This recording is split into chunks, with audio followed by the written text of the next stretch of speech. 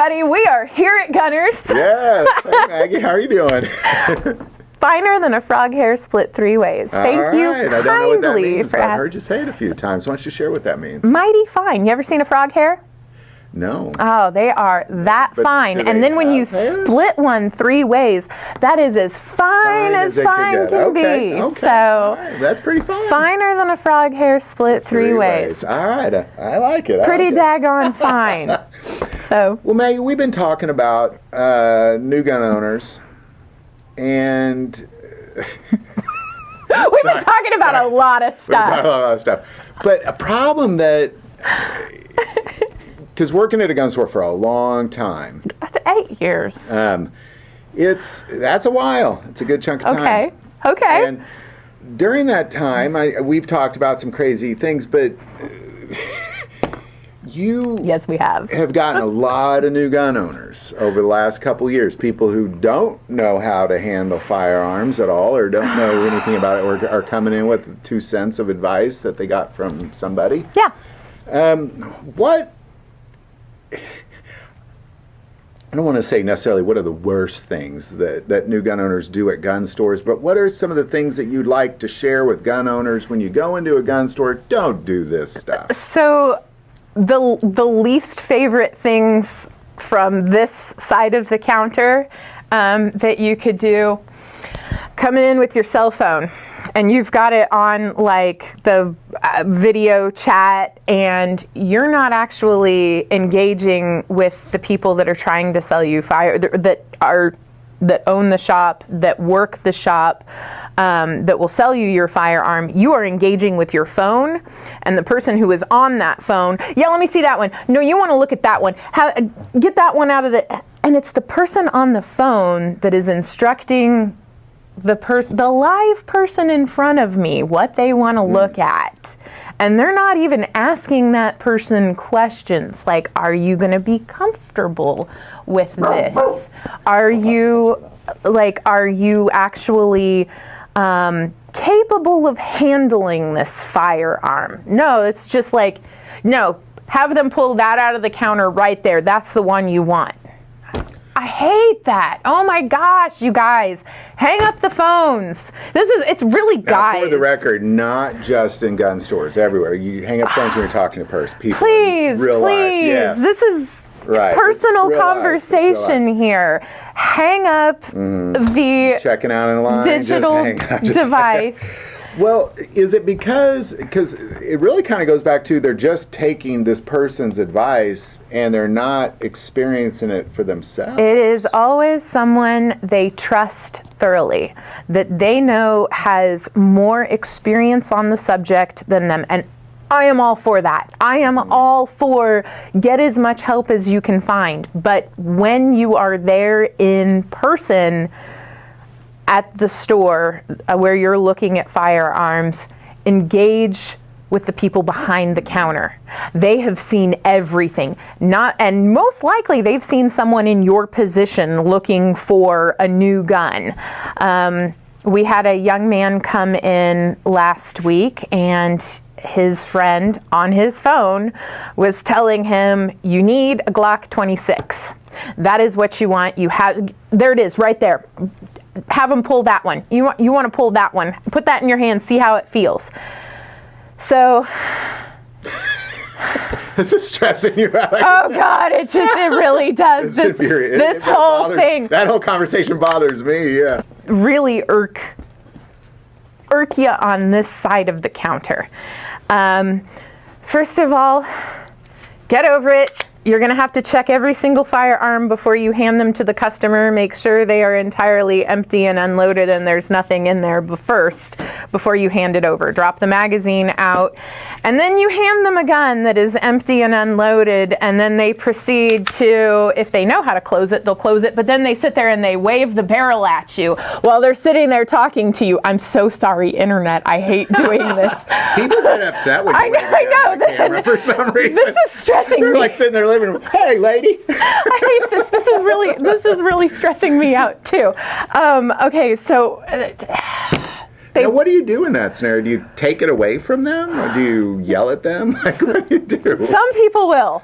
Some people will. I have more patience Brian, than what do that. you do when people wave a gun at you? It doesn't bother me. Doesn't bother you? Okay. You get over it because you know you've checked. You know you've dropped the magazine. You've been watching their hands. They're not reaching into their pockets, pulling out fistfuls of bullets and loading them in there and then closing it up and waving it around at you. No, they are, you're, but then the other thing, when you go to actually go through the function of a firearm and see whether or not you can manage it. Manage to rack the slide, manage to drop the magazine, your finger placement. This is unlike, to a new gun owner, this is something you have never put your hands on before. Now, someone that has experience would know finger straight, index, the trigger, you see the trigger right here, there's nothing right there in that trigger. My finger is nowhere near it. My hand is gripping the frame. My finger is either, some people put their finger below it. I like to index to the side of the trigger, but never actually inside that trigger guard. Do not touch the trigger. Some places actually have locks on all the triggers, so you can't touch them anyway. And to watch first-time firearm owners or browsers, inexperienced, just go through and work the functions of a gun without having that place to put their finger, because that's the natural place you want to put it. It's a trigger. You want to put your finger on it. You don't want to put your finger on it until the very, very, very end. Once it's loaded, once it's aimed in the direction that you are going to be practicing or knowing to keep your little booger hook off and away from the hole in which the bang switch is. So when I watch people cycling firearms, once again, let me tell you that this is entirely magazine out. This is empty and unloaded, and I've checked this for the 17th time in the last 4 minutes probably. So the first thing they'll do, release the slide, aim it at you, and then, hey, let's see if you can pull that slide back. So with their finger right through that trigger guard right there, and then they aim it right at you, and then they pull it back with their finger on the trigger and oh, it clicked! Oh, it clicked! Yeah, it clicks! Yeah, and if that had any ammo in it, It would have destroyed something. I'd be a dead kitten, for sure. Yeah. Well, and then imagine if they said, well, you know, my buddy Rick on the phone here said, this is what I want, I'll take it, and they go home and they just buy some bullets and then put it in, and that's it. So Please really, practice. it's about the lack of education, the lack of practice. Please practice. Please find an awesome gun store that is willing to help you and educate you, and find people behind the counter that don't get terribly flinchy when you're looking at firearms in that counter. They know they've checked, they are empty and unloaded. In some cases, they'll already have trigger guards or trigger locks on them or something, so you won't actually be able to test the trigger on it. That is a pro and a con. It's a pro because, you know, it's really safe on both sides of the counter, but it's a con for someone that might be looking to purchase a new firearm, not being able to try that trigger. Right. Every trigger's different. Some of them you will be able to pull very easily. Others, yeah, you're not going to be able to do it at all. So in the end, when you come into a gun store and you don't know what you're doing, don't act like you know what you're doing. Please. Just accept the fact that you need some learning to be done. And honestly, if I went and took a gun class next weekend, even after all the years of shooting and all the different, I guarantee I'm going to learn something. That's something I'm going to go, oh, I never knew that thing. yeah. And you can never really stop learning. So just learn as much as you can. Keep learning, and then buy a gun. Yes, and then buy multiple guns. Yes. Buy all the guns. Yeah. Try Look, everything. try them all. It's I recommend many guns. it's a really slippery slope. It's a slippery slope. Yeah. As I think 9 years ago, 9 years ago, I did not own any firearms whatsoever. And my husband laughed because our first gun, he set it down on the counter empty and unloaded. It's a revolver and .357 Magnum. It's my favorite gun now. But the first time he brought it home, set it down, was cleaning it and everything like that. And he's like, pick this up, look at it. See, I'm like, nope, not me. Don't want to touch it. No, I'm not even going to look at it. Just go ahead, put that thing away. That's all you. That's not me. And here I am, working at a gun store for 8 years. And I play with firearms. So anybody can learn this. It's anybody can. Anybody Absolutely. can. Absolutely. It does take practice. It does take time. And you don't have to know about everything. You just have to know about the one that you're going to purchase. So just keep looking. You have lots of options. Your parents probably told you, yeah, don't marry the first person you date. Just keep dating around.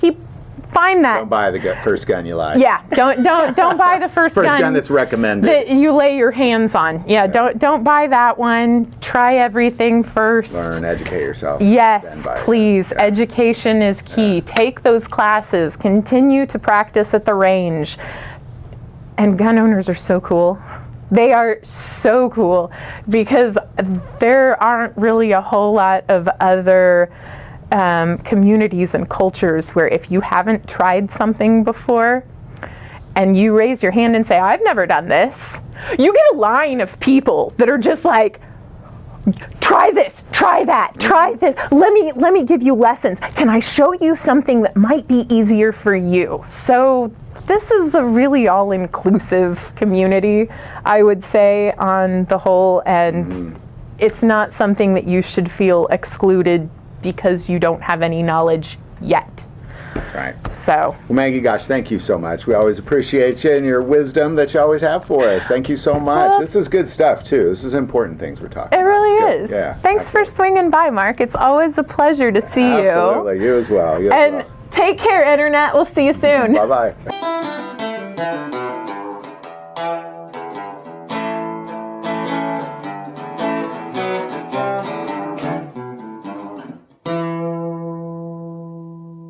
As many of you may or may not know, about a year ago I was dealing with a very serious heart condition. And through some procedures and a dramatic change in my lifestyle, I've found my way to a whole different level of health.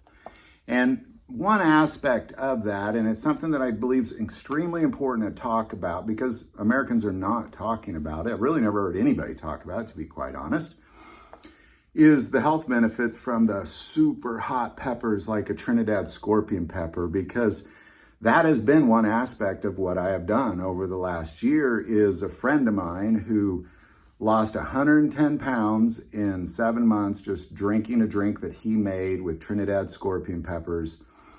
I've been doing that as well. I saw how it changed him. I wanted in on that. And what it has done is it's been one aspect of it. Of course, diet, exercise, that sort of thing is very important as well. But what this has done is not just allow me to lose weight, but I sleep better. I have a better outlook on life. I was actually having lunch with a guy that makes this the other day, and his brother committed suicide. He was dealing with addiction, he was dealing with depression, and he committed suicide. And my friend believes wholeheartedly, had he invented this drink before that, he would be alive today. And I kind of question that, like, well, that's a big statement to make. But ultimately what he's claiming is the capsaicins in those super hot peppers really satisfy your pituitary gland, which is the basis of addiction.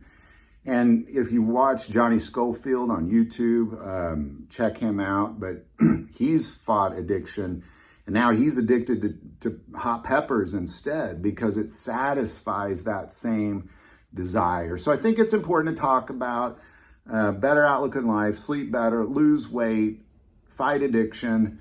The link's below. Check it out. Just drinking Trinidad scorpion peppers, and it is hot. I'll give you a little warning, but he's taken out the binding agents that, so when it's hot, it's only hot for like a minute or two. It doesn't burn for hours. So there you go, man.